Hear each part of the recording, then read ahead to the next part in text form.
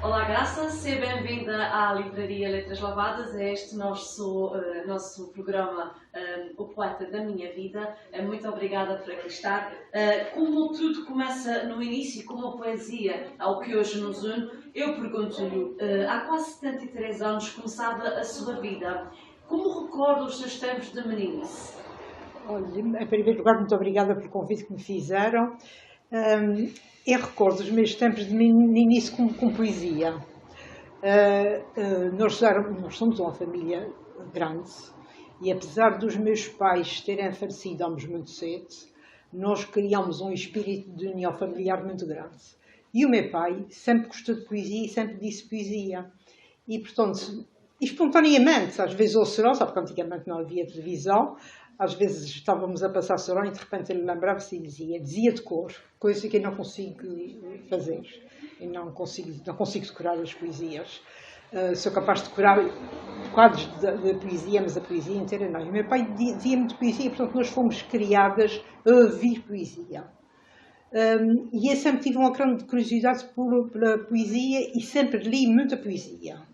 Nos tempos de antigamente, as nossas aulas de português, a gente aprendia era gramática. E gramática nós sabíamos muito bem, e graças a Deus sabemos escrever muito bem. Mas eu acho que só me lembro de ter lido nas minhas aulas de português os Lusíadas, e lembro-me de um poema, penso que era do Cesário Verde, que criticava os penteados das mulheres. E nos anos 60, nós usávamos os cabelos ripados muito altos. E, portanto, eu achei graça a este poema por fazer lembrar os cabelos ripados das pessoas da minha geração. Nunca li Fernando Pessoa enquanto estive no Mexia, portanto, não se lia poesia. Na instrução primária a gente dizia aqueles poemas muito inocentes dos passarinhos que fazem um ninho com 1000 cuidados e pouco mais. E, portanto, não fui, na minha instrução, não contatei com a poesia, mas sempre que me lembro, comprei livros de poesia, sempre gostei muito de ler poesia, mas só comecei a dizer poesia depois de reformada. Quando integrei o grupo das Palavras Sentidas da Academia Senha da Universidade dos Açores. Eram quantas filhas? Nós somos 6 raparigas e um rapaz. O mais velho é um rapaz, depois vim eu, ao fim de 2 anos. E eu depois, a minha irmã abaixo de mim é mais nova do que eu, 7 anos. E eu depois vieram por aí abaixo e a mais nova, eu sou mais velha do que ela, 19 anos. E o que é que se brincava nessa altura, ainda tendo em conta, nesse caso, a diferença de idade entre Eu nunca gostei de brincar com bonecas. Não nasci para ser dona de casa. Não me lembro de brincar com bonecas, pagando desgosto da minha mãe. Como tinha um irmão mais velho, brincava muito com ele. Brincávamos à bola. Em casa dos meus avós havia umas argolas de circo, não sei como é que aquilo foi parar lá a casa, e aí gostava imenso de fazer ginástica nas argolas de circo. Gostava de correr, de subir a árvores, portanto fui sempre muito Maria Rapaz, penso que muito por influência do meu irmão mais velho que eu, 2 anos. Sempre gostei muito de ler.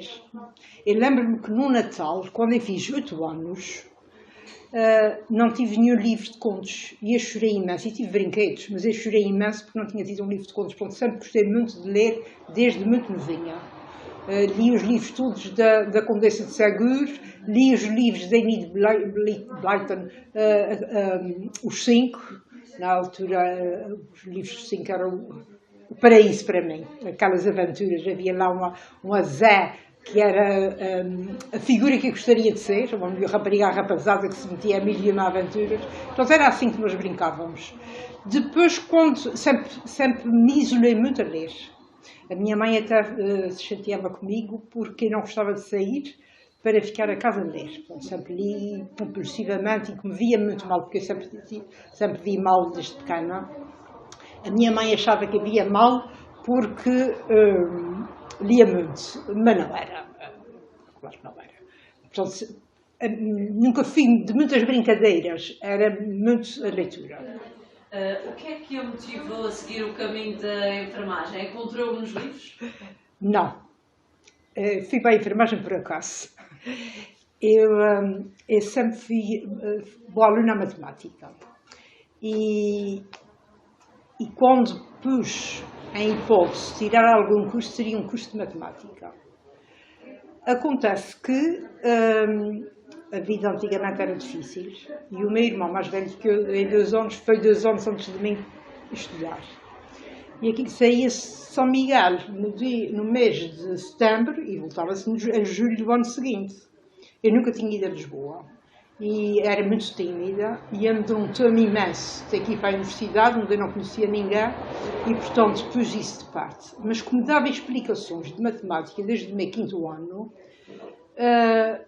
quando acabei o 7º ano de liceu, achava que os empregos que havia aqui para mulheres não se trabalhava nos bancos. Teria sido provavelmente uma boa saída para mim, porque se mexia com números e eu gostava de números. Trabalhava-se na Caixa de Previdência, que hoje em dia depois passaram a ser os serviços médicos-sociais, e nos Correios. Eu então professora primária, mas como eu ajudava as minhas irmãs a fazer trabalhos de casa, odiava ensiná-las. E, portanto, pus sempre de parte a hipótese de ser professora primária. E, portanto, casei-me a dar explicações, dava explicações em casa dos meus pais, que tinham um quarto onde eu dava explicações, e a minha vida ia correndo como explicadora, havia muita gente que vivia disso. E um dia fui ao médico dos olhos, ao oftalmologista, e quando estava à porta, à espera que o meu marido me fosse buscar, encontrei uma colega minha que ia passando, que tinha sido minha colega no colégio e eu depois no liceu, e perguntei-lhe: Manuela, o que é que tu andas a fazer? E ela disse: olha, vou-me candidatar à enfermagem. Eu nem sabia que havia uma escola de enfermagem em Ponta Delgada. E quando ela me começou a falar, porque ela já se tinha informado e já sabia o que era a enfermagem, e aquilo que me cativou na enfermagem foi o trabalho da saúde pública, as enfermeiras do antigo Instituto Maternal. E eu disse: eu gostava imenso de ser enfermeira do Instituto Maternal. E eu resolvi ir à escola de informações e vim de lá matriculada. Pronto, foi assim. Foi por acaso, mas não foi por ser por acaso e não ser por falta de vocação que eu não fui uma boa enfermeira. Portanto, foi um acaso da minha vida, mas é boa hora, porque hoje em dia, quando olho para trás, começo a pensar: eu teria sido uma péssima professora de matemática e a realizei-me foi na enfermagem. Exato. Naquela altura era difícil estudar e ser esposa ao mesmo tempo? Era um bocadinho, mas eu tinha a ajuda da minha mãe. A minha mãe morreu quando o meu filho nasceu. Mas eu tinha uma madrinha, que era a irmã mais velha da minha mãe e que sempre viveu com a minha mãe. Sempre viveu, não viveu sempre, mas a minha mãe, quando tinha 2 anos, teve uma tuberculose pulmonar. Não podia contatar os 2 filhos que tinha na altura.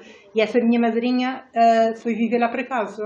E ficou a viver lá em casa. E, portanto, deram-me um apoio enorme na ajuda a criar os meus filhos. Portanto, eu estudei e devo isso muito à minha mãe e depois da morte dela, da minha madrinha. Quantos filhos teve? Um casal. E tenho 4 netos. Um casal da minha filha mais velha e um casal do meu filho mais novo.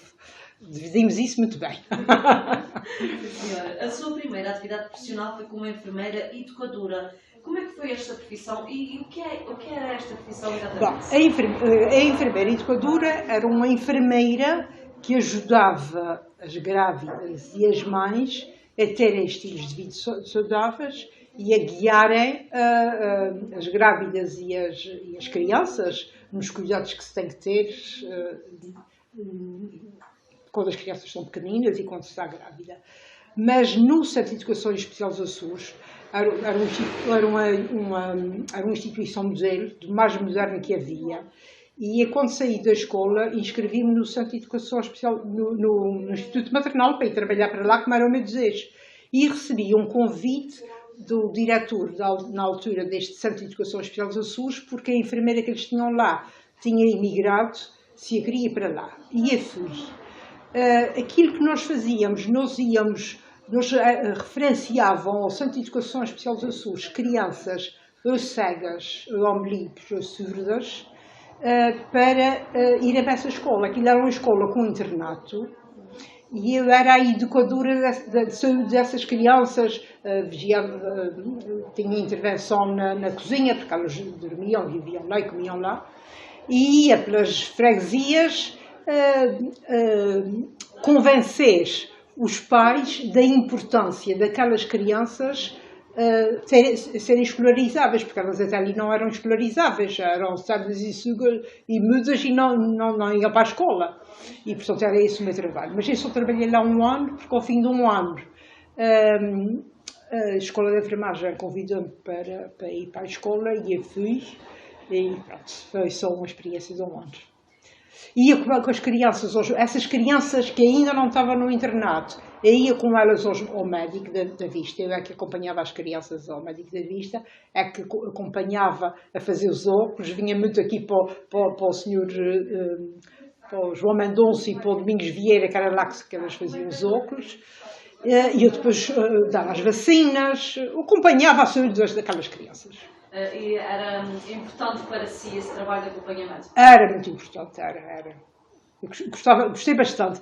E quando fui para lá, fui um bocadinho de pé atrás, porque tinha sonhado de ser enfermeira do Instituto Maternal.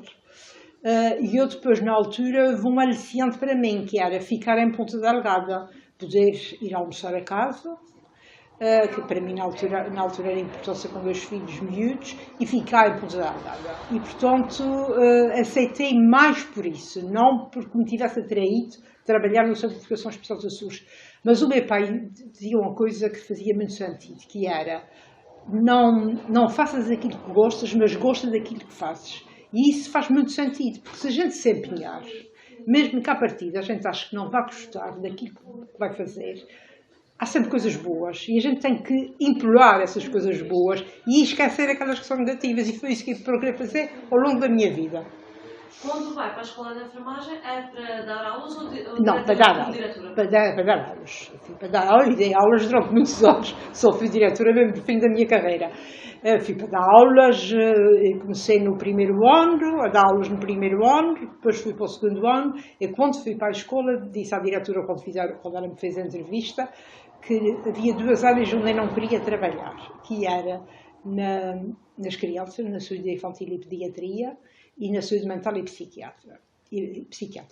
Na saúde infantil, porque eu tinha 2 filhos pequenos, tinha uma filha pequena, depois meu filho nasceu, já estava na escola, e fazia muita impressão picar as crianças, porque se picavam as crianças não era com essas agulhas e essas seringas de agora, era com agulhas que iam a ferver e que ficavam com ferrugem, e que a gente tinha que estar com palha a limar aquilo, era um filme. E fazia muita impressão o sofrimento das crianças. E a psiquiatria, porque dos meus estágios foi aquele que menos bem me correu. Por razões, porque, não sei, qualquer coisa ali que não me correu bem. E a diretora da escola, que era uma mulher de grande visão, a enfermeira São de Escudeiro, disse-me: Graça, você vai ter que passar por tudo ao lado. Mas ou depois vai-se fixar, mas um dia que gostava de fazer, e disse: a saúde pública. Era aquilo que me sempre me atraía na enfermagem. E ela prometeu-me que sim. Eu entrei para a escola em 72. Em 72 fiz o primeiro ano, em 73 fiz o segundo ano e em 74 fiz o terceiro ano, que foi o tal da psiquiatria em que eu fui. Houve muitas confusões no 25 de Abril. Eu acho que foi uma riqueza, eu tenho a agradecer ter vivido aquele momento, mas foi um momento muito angustiante, onde se criaram inimizades, porque havia pessoas que eram muito conservadoras e havia outras mais progressistas, e foi um período complicado, e na escola foi muito complicado. E eu sempre tive bom feitio, dizia a minha diretora, e a minha colega de psiquiatria, que ela teve muito, não gostei dela como professora, mas eu depois gostei imenso dela como colega, e hoje em dia somos muitíssimo amigas. Da escola de enfermagem, a maior amiga que eu tenho é essa da psiquiatria. Ela era uma mulher de esquerda, sempre tinha sido uma mulher de esquerda, e foi ostracizada por resto de quase todas, não foi por todas, quase por todas. E a diretora da escola disse-me: Graça, ela não pode ficar sozinha no terceiro ano, que era o ano onde se dava a psiquiatria e a pediatria, vais ter que ficar com ela. E eu fui fazer aquilo que não queria, que tinha dito à partida que não ia fazer. E foi nessa altura que o meu pai me disse essa conversa: o importante não é fazer aquilo que gostas, mas gostar daquilo que fazes. A pediatria gostou-me sempre muito. e ao fim de pouco tempo eu deixei de fazer. Eu ia fazer, mas não com muita responsabilidade. A psiquiatria entrei de cabeça e fiquei. A vida toda, fui tirar especialidade nesta área, a escola abria a especialização em enfermagem de saúde mental e psiquiátrica cá, aliás, eu fui fazer a especialidade para abrir essa especialização cá. E, portanto, foi onde eu fiz a minha vida toda e gostei imenso, e a teoria da psiquiatria é lindíssima, e eu gostei muito e ainda hoje em dia gosto muito. Voltando um bocadinho ao 25 de Abril, a sua postura era mais conservadora ou mais... Era ao contrário? Vê-se pelas poesias que eu escolho qual é o meu enquadramento político. Pronto, não. Era mais de esquerda, com certeza. O seu lado de luta também se representou muito no sindicato, onde se bateu pelos direitos dos enfermeiros durante 10 anos. Exatamente. Quais eram as vossas lutas naquela altura? Eram diferentes das de hoje? Não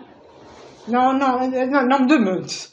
Era uma luta por mais enfermeiros nos serviços de saúde. Nós só conseguimos ser bons enfermeiros se pudermos realizar o nosso trabalho com profundidade, como nós aprendemos, e às vezes não é possível, porque a pressa é inimiga da qualidade. Lutávamos para que houvesse mais enfermeiros, lutámos para acabar com o curso de auxiliar de enfermagem, porque quando eu fui para a escola ainda havia o curso de auxiliar de enfermagem, e elas tiveram um papel fundamental, não é desmerecendo o trabalho que elas faziam, porque elas fizeram um trabalho fundamental. Aliás, o meu curso, quando acabou, foi os primeiros enfermeiros do curso geral que foram para o hospital. Até ali eram só auxiliares de enfermagem. E aquilo que nós víamos é que os auxiliares de enfermagem faziam tudo quanto os enfermeiros faziam, não tinham sido ensinados na escola a fazer, havia técnicas que não eram para eles, por exemplo, as injeções intravenosas, eles não aprendiam, mas eles faziam, porque estavam sozinhos no hospital, tinham que fazer. Eles é que faziam as noites todas, os enfermeiros, como tinham os galões, só queriam fazer de manhã, eles é que faziam as noites todas. E, portanto, nós achávamos que eles não mereciam isso. E lutámos para que houvesse um curso um curso de promoção dos enfermeiros auxiliares, para eles serem promovidos a enfermeiros, porque na realidade trabalhavam como enfermeiros. Portanto, essa foi uma das grandes lutas onde eu me empenhei.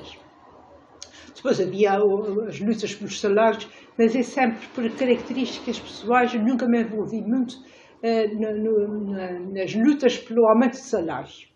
Embora eles sejam muito importantes, e a dignificação da enfermagem e das profissões também passa por um bom salário e um justo salário. Mas onde eu me empenhei realmente muito, enquanto fui do sindicato, foi pela promoção dos auxiliares de enfermagem. De Ari dos Santos, a cidade é um chão de palavras pisadas. A cidade é um chão de palavras pisadas. A palavra criança, a palavra segredo. A cidade é um céu de palavras paradas. A palavra distância e a palavra medo. A cidade é um saco, um pulmão que respira. Pela palavra água, pela palavra brisa. A cidade é um poro, um corpo que transpira. Pela palavra sangue, pela palavra ira. A cidade tem praças de palavras desertas, como estátuas mandadas a piar. A cidade tem ruas de palavras desertas, como jardins mandados a arrancar. A palavra sarcasmo é uma rosa rubra. A palavra silêncio é uma rosa chá. Não há 7 palavras que a cidade não cubra. Não há rua de sons que a palavra não corra. À procura de sombra de uma luz que não há. Outros 2 cargos importantes que também desempenhou foi ser diretora da Escola de Enfermagem e também ser a presidente da Ordem dos Enfermeiros durante determinado tempo. Estas 2 posições cruzaram-se de alguma maneira, tinham objetivos em comum ou demarcaram-se de maneiras muito diferentes? Não se demarcaram, não se podem demarcar, porque o objetivo comum é formar bons enfermeiros, a ter bons enfermeiros, não se demarcaram. Mas eu tive a sorte de ter sido convidada para muitas coisas. Depois prestei provas, porque fiz concursos para subir na carreira, mas quer como professora da escola, como auxiliar de monitora, que entrei para a escola como auxiliar de monitora, que depois como diretora fui convidada. E eu lembro-me muito bem de estar no meu gabinete quando recebi um telefonema a convidar-me para ser diretora. Ao meu lado estava a minha colega da psiquiatria, a minha colega Margarida, e a pessoa que me convidou perguntou-me se estava sozinha, e eu, como tinha uma relação tão próxima com ela, disse que sim. Porque eu não sabia o que é que lhe ia perguntar. Disse que sim. E ele começa-me a fazer o convite e a dizer que não era capaz, que não queria, porque gostava muito de ser professor. E ela percebeu. E passa-me um papel e diz assim, diz que vais pensar. E eu disse, olha, pronto, eu vou pensar e depois amanhã já lhe digo a resposta. E ela fez-me a cabeça para aceitar ser diretora da escola. E aceitei. E foi numa altura muito interessante para a escola. E mais uma vez eu tive muita sorte. Eu sou uma mulher de sorte. Apesar de ter tido muitos problemas na minha vida, porque a gente todos tem, a vida é feita e a perda dos meus pais muito novos foi um grande debate na minha vida e na vida das minhas irmãs e dos meus irmãos também. Mas muda a legislação. Nós até a ser diretora dependíamos do Ministério da Saúde.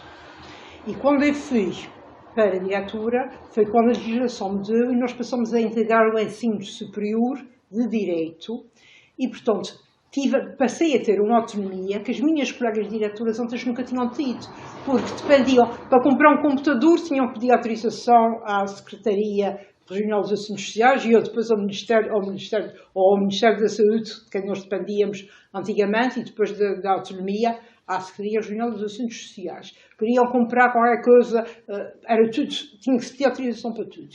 E eu, quando fui para a diretora, tinha um orçamento e geria aquilo com orçamento. E acho que a escola de enfermagem é um salto muito positivo, não pelas minhas características ou pelas minhas qualidades como gestora, mas porque a conjuntura é isso levou. Informatizei a escola toda, os enfermeiros começaram a fazer mestrados, doutoramentos e, portanto, foi um grande salto positivo, foi uma altura muito importante da minha carreira. Quanto a ser diretora da Ordem das Enfermeiras, estou um dia muito sossegada no meu gabinete de diretora da Escola de Enfermagem e recebo uma visita de 4 enfermeiras-chefes do Hospital de Ponta Delgada. Nessa altura já se estava a tratar da Ordem dos Enfermeiros, já estava criada a comissão instaladora, e elas chegam lá ao meu gabinete e dizem assim, Graça, a gente vem fazer uma proposta, a gente tem que ter uma lista dos Açores e tem que ser encabeçada por ti. Eu disse que não, que achava que quem devia ir para a Ordem dos Enfermeiros devia ser alguém da área do exercício, não da área do ensino, mas elas fizeram muita pressão que eu devesse ir. Eu era muito amiga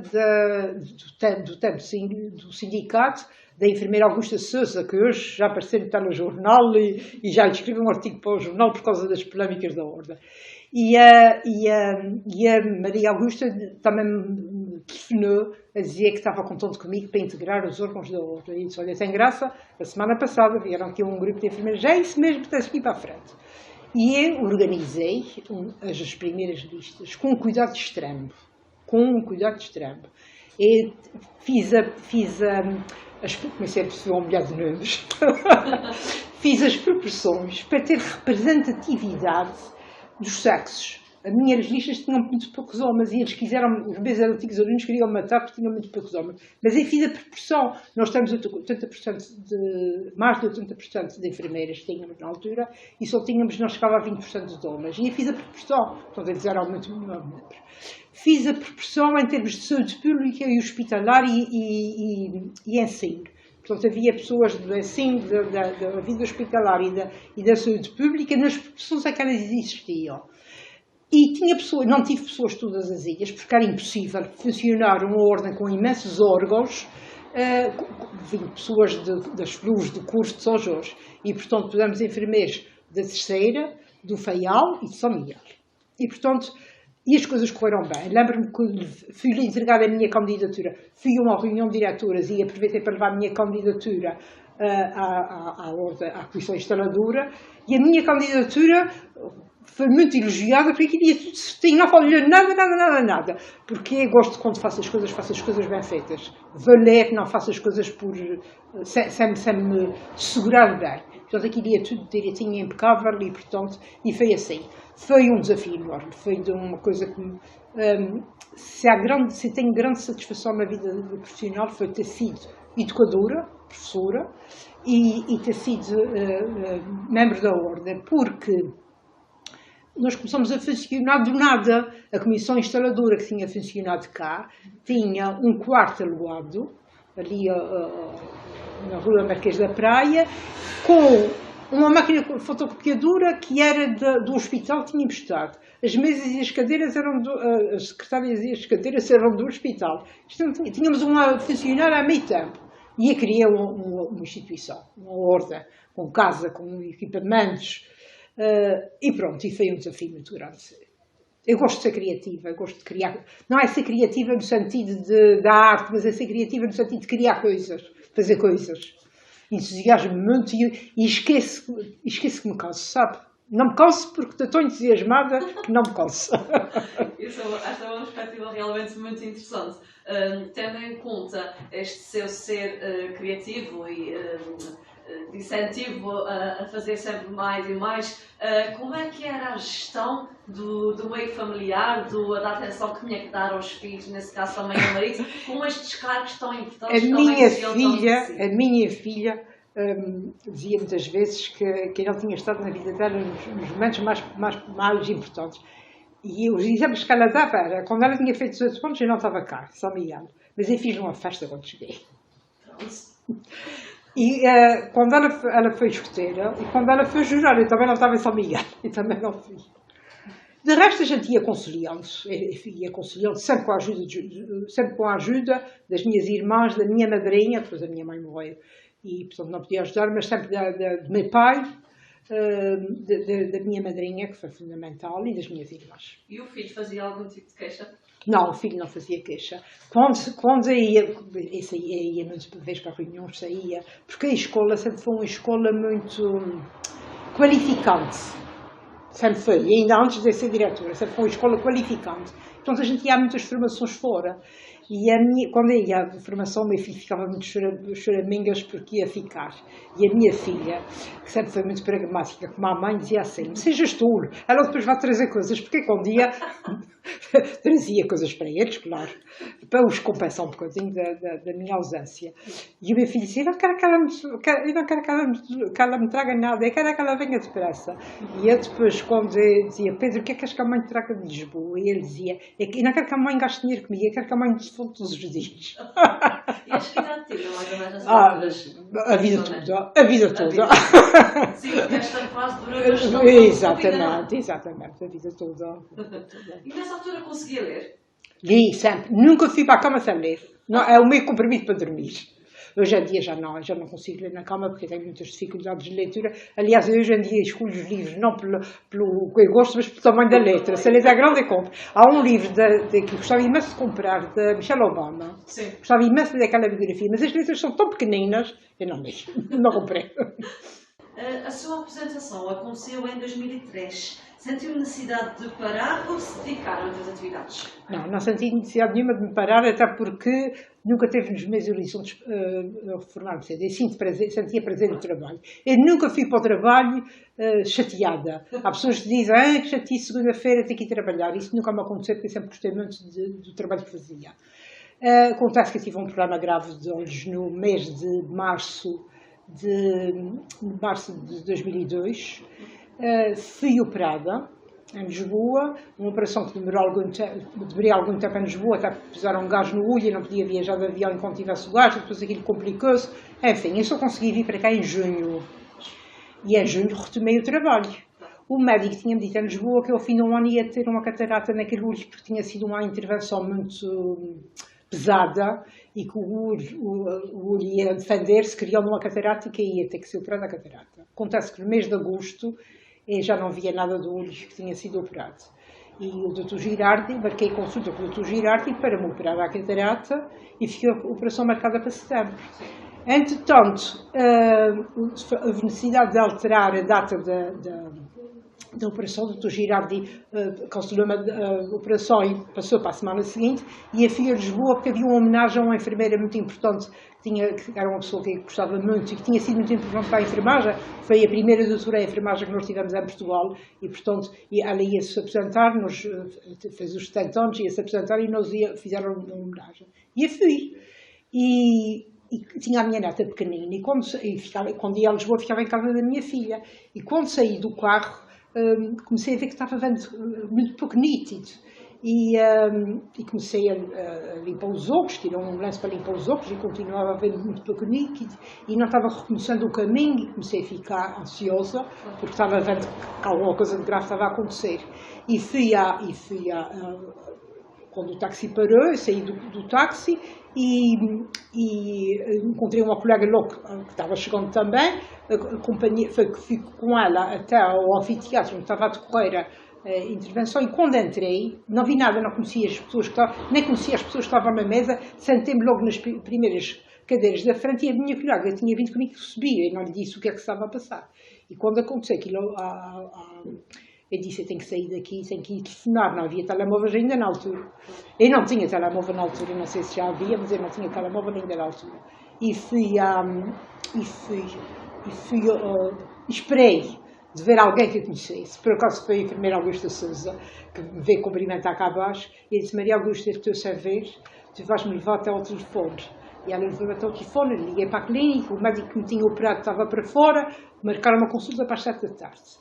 E eu fiquei, a minha filha, por acaso naquele dia até estava para o Algarve a trabalho, e eu fiquei na homenagem. Depois da homenagem houve um almoço, depois houve já não sei o quê, e eu sei que quase na hora da minha embora, essa minha colega Maria Augusta disse-me: eu sei que o processo de cegueira começou muito gradualmente.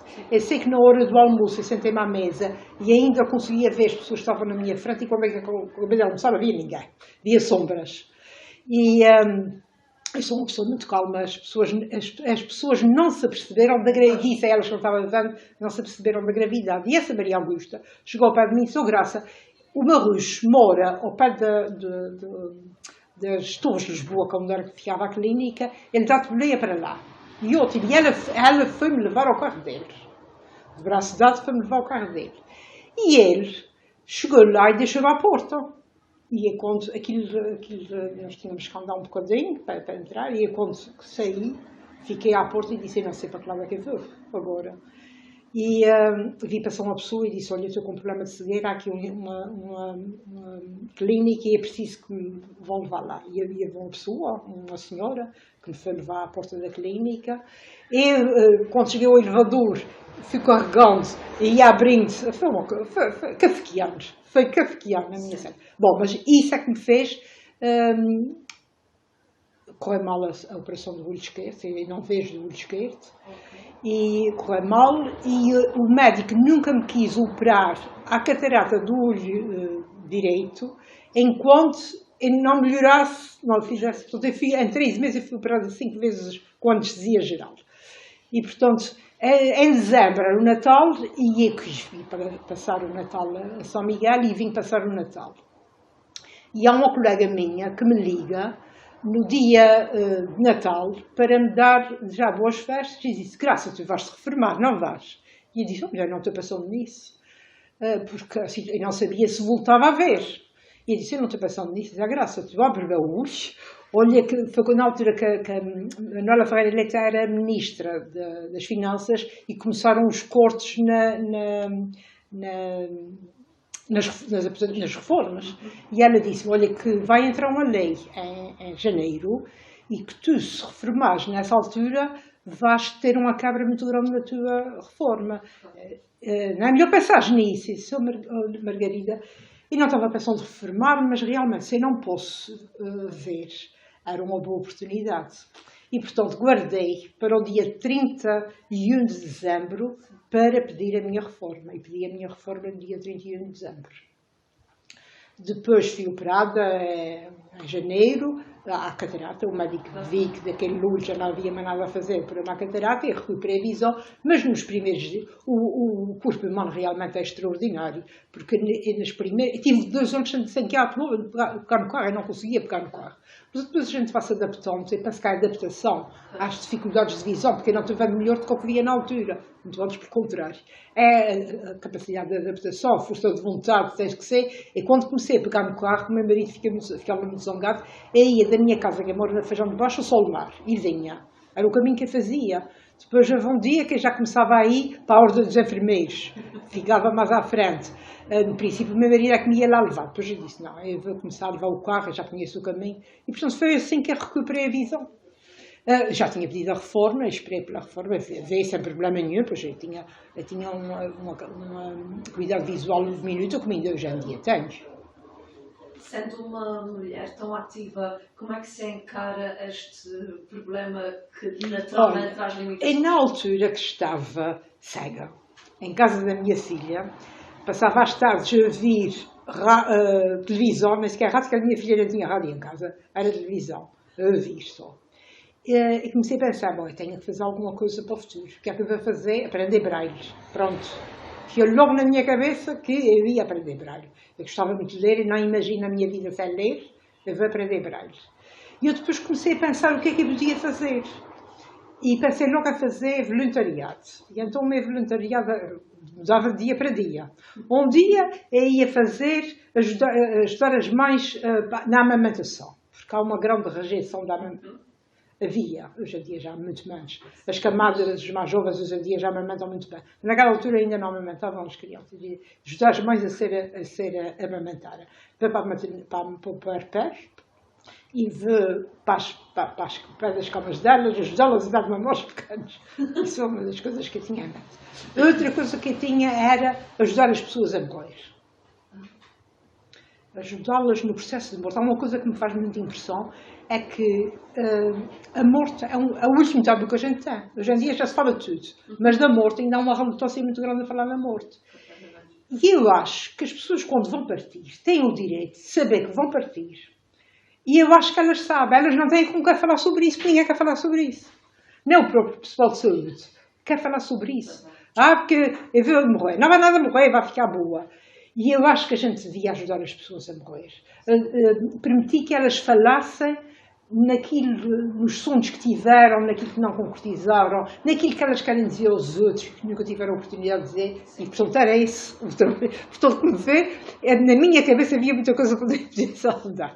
Entretanto, quando comecei a recuperar a visão, comecei a ir para a ordem dos enfermeiros, continuar o trabalho que vinha a desenvolver. E pronto. De Pedro da Silveira, elegia quase. De fronte da minha janela, o vento agora embala as flores lilazes dos jacarandás. A tarde cai, cansada. E não sei porquê, de repente lembrei-me que foi numa tarde como esta, sob uma brisa morna, que nos dissemos adeus. No entanto, não recordo se havia flores. Ou simplesmente era a tarde, sem paisagem nenhuma. O que ainda sei é o teu vulto emoldurado ao sol. E depois já não vive ninguém. Tantas casas desertas, tantos rostos para sempre encontráveis. E quando é que nasce então a sua presença? Quando eu estive na ordem de 1998, penso que até 2011, porque fiz 2 mandatos de 4 anos, foram 8 anos, e depois fiz um mandato como Presidente da Mesa da Assembleia, já com muito menos trabalho, muito menos responsabilidade. E nessa altura, quando eu estava fazendo esse 4º mandato, que me tinha já mais tempo livre, matriculei-me na Academia Sénior da Universidade dos Açores.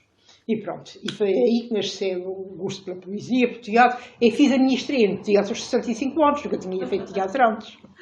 Sim, nasceu então a sua participação no Baladas e Elencos. Sim, senhora, nas Palavras Sentidas. Como é que se sente este novo elenco da sua vida, nesta altura?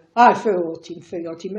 Olha, a poesia permite que eu diga a poesia, Porque a gente, quando lê em casa a poesia, lê em voz alta e ela tem algum significado. Ou se lê para dentro como se lê um romance, ela não tem o mesmo impacto que tem quando se lê alto. E, portanto, era a oportunidade de ler alta poesia. E o Baladas e Lengos, eu não estava, não, aliás, disse sempre que não ia para o Baladas e Lengos. E o Vítor Ramalho, que é o ensinador, nossa primeira peça foi O Cavalo da Troika. Foi na altura do governo Passos Coelho, da Angela Merkel, e disse: tu estás aqui porque eu escrevi o papel da Angela Merkel para si. E só o Vítor, eu não tenho jeito, não posso ir, nunca fiz teatro na minha vida, nunca tinha feito. Não, o meu pai fez muito teatro e a minha mãe. Aliás, o meu pai e a minha mãe conheceram-se no teatro. Eu nunca tinha feito teatro. E era muito tímida e enfrentar o público no teatro era uma coisa que achava que não ia ser capaz. E disse sempre que não, mas ele lá levei a filha ao primeiro ensaio e eu disse: vem para aqui para sofrer vergonha na cara de tu dizes que não presta. E pronto, e fiz a Angela Merkel, foi uma peça extraordinária, teve um êxito fenomenal. Levámos 3 vezes à cena, sempre com casa cheia. Foi extraordinário. Cómica, porque o Vítor só faz coisas cómicas. E eu, quando não sou uma pessoa com um grande sentido de humor, olha, desempenhei o meu papel bem. E eu acho eu sou suficientemente autocrítica para saber as coisas que faço bem e as que faço mal. E, portanto, fiz bem o papel da Merkel. Muito bem. A sua ação cívica reflete-se também na sua função de deputada. Quais são os maiores desafios dos cidadãos hoje em dia? Olha, a política sempre me atrai. Sempre. E eu acho que todos os nossos comportamentos são políticos. Porquê? E quando venho aqui comprar um livro de poesia, eu tenho a escolha do livro de poesia é política. Como eu lhe disse, eu gosto de livros de poetas revolucionários que sejam contestatários, que nos deixem a pensar. E, portanto, isso é um ato político, na minha perspectiva. É uma escolha. É quando vê um filme, escolho esse filme para ver, não escolho aquele, é tudo um ato político. É quando vê um sítio e não vê outro, é tudo um ato político. Portanto, a política sempre me interessou, sempre gostei de discutir política, sempre gostei de política, mas nunca isso ficar nenhum, porque achei que enquanto trabalhei para o Estado, para o público, não devia manifestar as minhas inclinações políticas. As que estavam à minha volta sempre souberam quais eram as minhas orientações políticas, mas nunca quis que isso passasse cá para fora. E, portanto, quando me aposentei, já não estava ainda a ir para a política, e, portanto, nunca fui filiada a nenhum partido, embora sempre tenha votado no mesmo partido, mas nunca tinha sido participado em nenhuma partido político, em nenhuma atividade política. E um dia, o meu filho se foi e me disse: mamãe, o Vítor Fraga pediu o teu número de telefone. E disse: mas o que é que ele me quer? Não sei, ele pediu-me o teu número de telefone. Eu posso dar? Claro, podes. E ele fez-me um convite para ir para a Assembleia Municipal, que no princípio disse que não. Mas eu depois disse: olha, talvez, até porque quando eu pensava alguma vez ir para a política, era para a política autárquica. Porque é a política de proximidade, e eu gosto da proximidade com as pessoas. E aceitei. E quando eu aceitei, ele disse: mas ainda tem mais um convite a fazer, já tenho que encabeçar a lista para presidente da mesa da Assembleia Municipal. E eu aceitei. E gostei imenso da campanha eleitoral. Eu, se fosse política, passava a vida a campanha eleitoral. Eu tenho dito imensas vezes, é verdade, eu já tenho dito isso a alguns colegas da política. Os políticos, as pessoas dizem, o povo diz aos políticos: vocês só vêm cá na altura da campanha eleitoral. E têm toda a razão. E eu acho que os políticos deviam reservar um tempo para ir junto das populações, falarem nas promessas que fizeram, nas que conseguiram cumprir e das que não conseguiram cumprir. Porquê é que não conseguiram cumprir? E eu acho que eu não me importava de estar a vida inteira a fazer campanha. Fiz uma campanha pesadíssima, porque começamos, sei lá, no mês de abril ou maio, para as eleições de outubro, e eu calcorriei canadas e ruas e coisas que as pessoas admiravam-se da minha idade, como é que eu conseguia acompanhar aquele ritmo, mas aquilo que eu digo é: quando faço uma coisa com empenho, eu esqueço-me do cansaço, eu não me sinto cansada. Às vezes, quando chegava à noite, achava que estava muito cansada, mas enquanto aquilo ia correr. Portanto, gostei imenso da minha atividade política, há coisas que eu já não gosto tanto. E, portanto, não vou fazer mais nenhum mandato, porque acho que há muita gente nova que precisa de fazer a sua carreira e que poderão dar muito mais do que eu posso dar à política. Portanto, fiz esse mandato. Agradeço imenso ao Vítor Fraga me ter convidado, porque foi uma experiência que eu nunca tinha tido. Gostei imenso dessa experiência. Aprendi imenso, aliás, aprendi imenso ao longo da minha vida com todas as oportunidades que me deram. Com todas as oportunidades. E, portanto, foi assim. A minha vida cívica também foi isso. Exato. E dessa experiência, então, quais são os maiores desafios que os cidadãos atravessam hoje em dia, na sua opinião? Eu penso que a gente atravessa desafios brutais. Para já, porque deixa de haver respeito pelo outro. Eu posso ser adversária política, mas eu não tenho que chamar nomes à outra pessoa. Eu tenho que respeitar as ideias, porque eu sempre respeitei. Nós somos 6 irmãos, todas muito diferentes. E a gente sempre se respeitou muito umas às outras e temos maneiras de ser completamente diferentes, mesmo em termos políticos. E, portanto, a gente tem que se respeitar a todos. E esse é um grande desafio. Saber respeitar a opinião do outro. E depois temos desafios muito grandes que eu acho que Portugal tem um problema enorme. Nós temos belíssimos trabalhadores e péssimos patrões. Eu não me canso de dizer isso. Porque o português é conhecido no mundo inteiro como sendo um bom trabalhador. Ele em Portugal não é um bom trabalhador, porque o patrão nunca reconhece o valor. E não é só o ordenado. O ordenado é muito importante, mas não é só o ordenado. É dar valor àquilo que ele diz. Apreciar as propostas que o empregado apresenta. Perguntar ao funcionário como é que achas que isto vai resultar. E acho que um verdadeiro líder é isso. E eu penso que enquanto a gente tiver salários baixos, falta de reconhecimento do trabalho, que o trabalhador, que é quem põe esse país a mexer, é o trabalhador. Enquanto não houver esse reconhecimento, a gente vai ter sempre inconformismo, não aceitação do outro, porque a gente tem uma camada de população muito insatisfeita, porque a vida é muito difícil para eles. A vida é muito difícil para muita gente. E eu penso que os políticos precisavam de conhecer o país real. E a enfermagem me deu-me a oportunidade de conhecer o país real. Na saúde pública, eu digo aos alunos para o bairro de pescadores de Rabo de Peixe e ver como aquela gente vive. Famílias de 15, 16 pessoas a viver numa casa com 2 quartos. Não podem ter a vontade de trabalhar e de produzir, que tem uma pessoa que chega à casa, tem uma casa confortável, aquecida, com boa comida. Depois chamam-lhes ignorantes, que eles nunca tiveram nada que não têm. Não têm, porque a vida nunca lhes proporcionou isso. Não há oportunidades iguais para todos. Quando se deu o 25 de Abril, eu achava que a gente ia passar a ter oportunidades iguais para todos. Não temos, porque o ponto de partida é muito diferente. O ponto de partida de um filho da classe média é completamente diferente do ponto de partida de um miúdo filho de um pescador.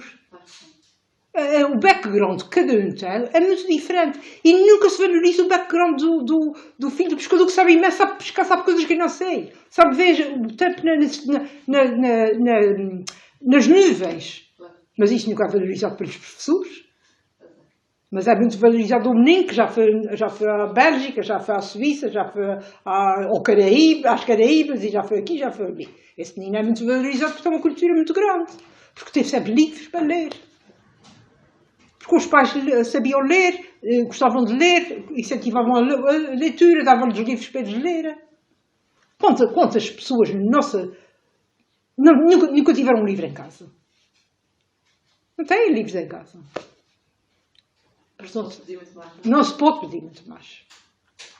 Esse seu lado reivindicativo e de querer apoiar, fê-la também ser voluntária, quer no Instituto de Apoio à Criança, quer também na linha de saúde agora, nessa fase difícil que nós estamos a passar do Covid. Sendo também uma pessoa que integra o grupo de risco, foi mais vantajoso, ou é mais vantajoso, ajudar os outros do que se proteger ficando em casa? Para já tenho um sistema imunitário muito bom e eu confio muito nele. Eu confio nesse sistema imunitário. E é assim, eu fui trabalhar com segurança, porque não fui trabalhar com os doentes, fui contatar com as pessoas, com os contatos próximos, através de uma linha telefónica. Trabalhávamos de máscara, desinfetávamos as mãos e, portanto, eu senti-me segura. E aquilo que me fez alguma impressão foi dizer: o centro de saúde, o Unidade de Saúde tem poucos enfermeiros. São todos desviados agora para a saúde. Exato. Tem que haver alguém a ajudar. Porque tinha as minhas tardes, e não tinha livros porque tinha as aulas da universidade, mas faltei às aulas. Primeiro estava o dever com a minha consciência de fazer alguma coisa. E fiz. Comecei talvez no princípio de novembro, ou no fim de outubro, ou no princípio de novembro, já não me lembro muito bem a altura em que eu comecei, e acabei semana passada, porque agora realmente já temos menos casos, e o meu trabalho já não era preciso. E eu, todos os dias, quando eu me vinha embora, eu dizia assim: se eu não tivesse vindo hoje para aqui, havia esses contatos que eu fiz não eram feitos por ninguém, porque eu saía tarde lá, às 6 horas, às 6h30, outras vezes às 5h30. Portanto, se eu não tivesse vindo para aqui, esses contatos não eram feitos. Mas eu tenho que vir. Está a perceber? Portanto, foi nesse sentido. E no apoio no Instituto de Apoio à Criança, eu tenho imensa pena que isso tenha acabado, porque senti-me tão útil. Eu fui, aquilo que me pediram foi fazer educação para a saúde a crianças que estavam fora do sistema de ensino. Crianças rebeldes, com problemas de droga, a maior parte delas institucionalizadas. E foi um desafio enorme. Elas testavam todos os dias, a todas as horas. Eu perguntava-lhes os nomes, eles diziam outro nome. Diziam-me, nunca respondia às minhas perguntas. Foi um desafio enorme, mas quando acabava, riam-se, falavam para trás, saíam pela porta fora, e eu procurei ser sempre empática com eles. Nunca me irritei com eles, sempre empática. E houve um dia em que eu não sabia mais o que é que havia de falar com eles, porque eles não queriam saber de lavar os dentes, de tomar banho, essas coisas todas. E um dia eu falo com eles e eles veem as emoções. Vamos falar hoje de emoções. E falei nas diferentes emoções, no riso, e falei na tristeza. Nenhum deles tinha tido nenhum dia triste. Qual foi a altura da vida de vocês que vocês sentiram triste? Nunca senti triste. Nunca sentiste. Mas eu sinto-me tão de vez triste por ver injustiças. Nunca tive triste. Aí tive fulano. Nunca tive triste. Já tive triste. Vocês nunca choraram? Não, senhora, a gente cá chora. E eu disse: olha, eu senti-me triste de imensas vezes. E disse: eu sinto-me triste quando os meus pais morreram, eu sinto-me triste quando eu vejo injustiças, quando eu vejo tratar mal as pessoas, quando morre uma pessoa. Nunca morreu um familiar a vocês. Morreu, mas a gente não chora, a gente não fica triste. E eu disse: não, hoje eu só saio daqui quando vocês me disseram, pelo menos uma vez, é que tiveram ficado tristes. E havia um rapaz lá muito inteligente, um rapaz que, se tivesse nascido numa família estruturada, devia ser brilhante. Brilhante. E eu disse: tu vais-me dizer um dia em que tu estiveste triste. E ele disse: eu fiquei triste no dia em que me tiraram os meus pais. Fiquei assim de os meus pais. Olha, aquilo desse uma catarse. Eles todos quiseram falar. Eles todos quiseram contar o ter saído dos pais. Aliás, esse rapaz disse-me uma coisa que até hoje me choca imenso. Ele disse-me assim: senhora, sabe uma coisa? A senhora sabe porque é que eu fui tirado dos meus pais? Porque meus pais são pobres e não têm nada. Porque eu, quando estava na escola, eu tinha um colega que era o filho de um juiz, que era tão ruim como eu. Tão ruim como eu. Que fumava ganzas como eu fumava, que falava mal com as professoras como eu falava, mas por ser filho de um juiz ele não foi tirado aos pais. Mas eu fui tirado aos meus pais, porque meus pais não sabiam educar. E eles começaram a catar-se e eu senti-me a pessoa mais feliz do mundo naquele dia, porque eu tinha conseguido chegar ao coração daqueles miúdos. Miúdos, não eram miúdos. Eles estavam aqui, os mais novos tinham 15 e os mais velhos tinham 18. Eles, a partir dos 18 anos, saíam. Foi extraordinário para mim esse apoio. Tive imensa pena que ele tivesse acabado. Saía de lá exaurida, completamente, porque era uma atenção que eu estava naquelas aulas, uma coisa brutal. Havia sempre a presença de um monitor, estava sempre um monitor comigo, mas nunca foi preciso ele intervir. Eu sempre consegui aguentar com eles. Mas muito desafiantes, muito desafiador, muito desafiador. De Natália Correia: creio nos anjos que andam pelo mundo. Creio nos anjos que andam pelo mundo. Creio na deusa com olhos diamantes. Creio em amores lunares, em piano de fundo. Creio nas lendas, nas fadas, nos atlantes. Creio no engenho que falta mais fecundo, de harmonizar as partes dissonantes. Creio que tudo eterno no segundo. Creio no só futuro que houve dantes. Creio nos dedos de um astral mais puro, na flor humilde que se encontra no muro. Creio na carne que enfeitiçou além. Creio no incrível, nas coisas assombrosas, na ocupação do mundo pelas rosas. Creio que é o amor tem asas de ouro. Amém. Nessa altura não lhe fazia confusão a comparação com os seus filhos, já era outra maturidade. Então não faz muita confusão, faz sempre muita confusão. E sobretudo com os meus netos, que eu tinha alguns quase tantos meus netos. Muita confusão que me fazia. E aí vem outra vez novamente a diferença de oportunidades. Aqueles miúdos não têm as mesmas oportunidades, vivem em famílias desestruturadas. Porquê é que as famílias são desestruturadas? Porque já os pais eram assim, porque nunca tiveram dinheiro, porque passaram sempre fome, viveram sempre de esquemas. Sem dúvida. Quando eu punho assim, se o meu filho tivesse saído, o meu filho é ótimo, muito bom rapaz, toda a gente gosta dele. E o meu filho, se tivesse nascido num seio de uma família assim, tinha sido como os outros. E é isso que me faz ser reivindicativa e esquerdalha, comunista. Meu marido às vezes diz, és mesmo ao comunista, não sei. Nunca fui partidário do Partido Comunista. Mas pronto, é isso. Esse inconformismo que eu sinto pelas injustiças sociais.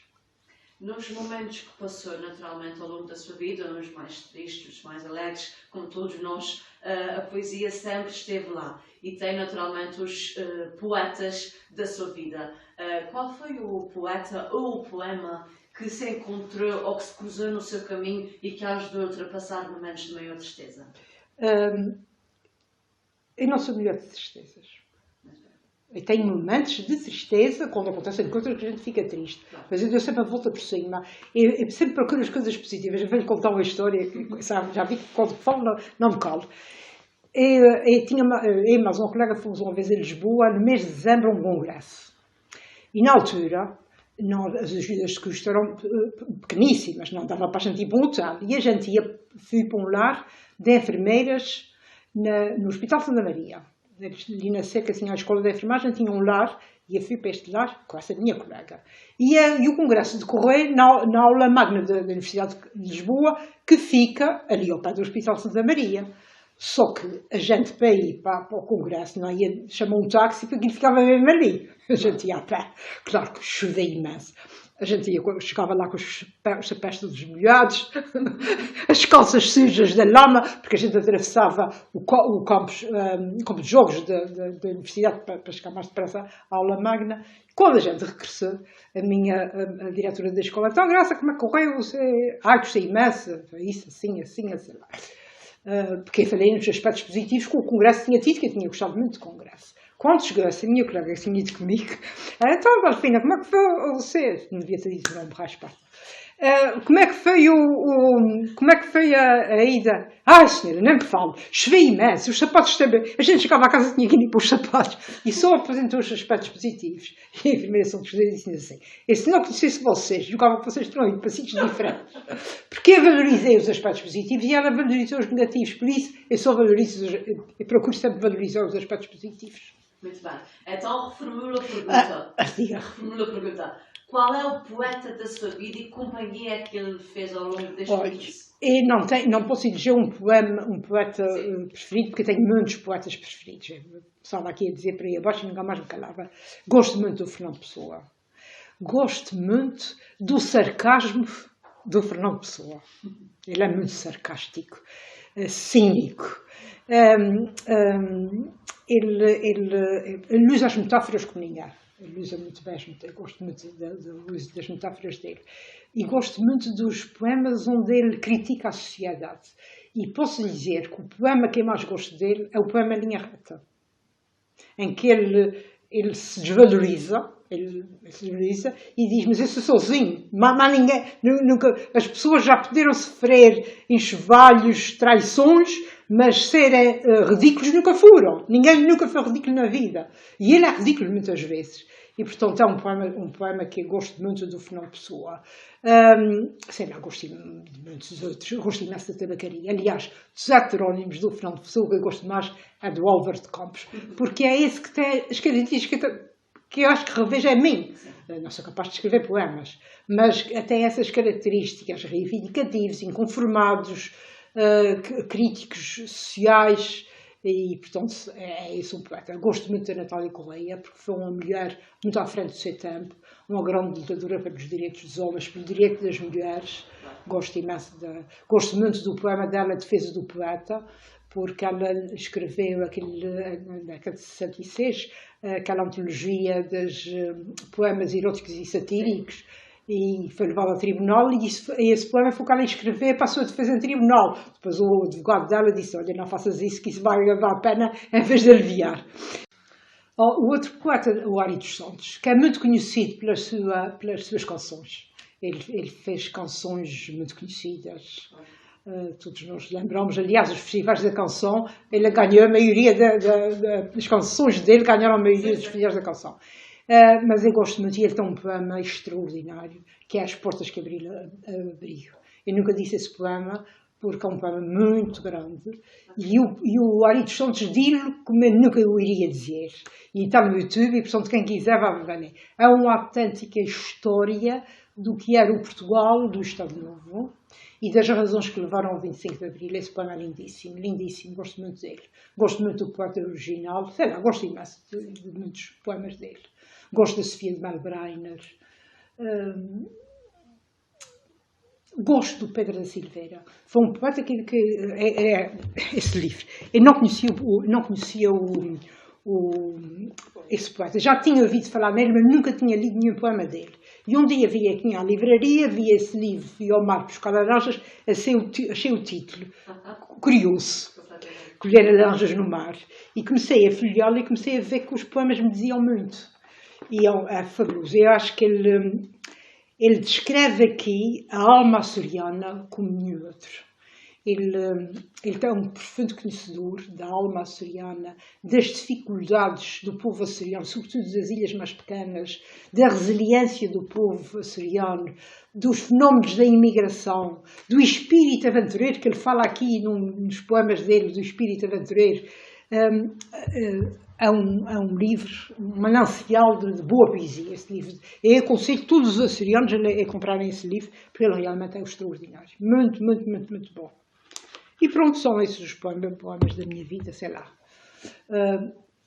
4 dos poetas que eu escolhi têm a raiz açoriana. Fernando Pessoa, a mãe dele era terceirense. Natália Correia era da minha freguesia da Feijão de Baixo. E o Pedro da Silveira era da Ilha das Flores, e portanto são o Ari dos Santos, aquela lisboeta, da aristocracia, mas incompatibilizou-se com a família ligada à realeza europeia. O Ari dos Santos era uma pessoa ligada à realeza europeia, portanto era uma pessoa aristocrata. Mas é um homem que... o poeta de intervenção.